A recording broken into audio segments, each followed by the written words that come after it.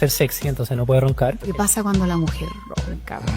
¿Cachai? Como hacerlo sexy, ¿cachai? Entonces, de hecho, es como, para ellas es una vergüenza enorme y hay un estigma de hablarlo. Sí, es cultural, 100%. Porque la mujer no va a decir tan fácilmente que ronca. De hecho, a mí me lo dicen porque dentro de la amistad y todo, no, es como tan mal visto que la mujer ronque. El hombre no puede decir que rinde mal y al hombre se le permite roncar y todo porque el hombre da lo mismo si es sexy o no, si el hombre tiene que facturar. Claro. Y la mujer tiene que ser sexy. Da lo mismo si trabaja o no trabaja, no puede roncar. Pero seguimos seteados a la antigua. El siglo XXI todavía estos temas no se tratan en consultas con un especialista. O sea,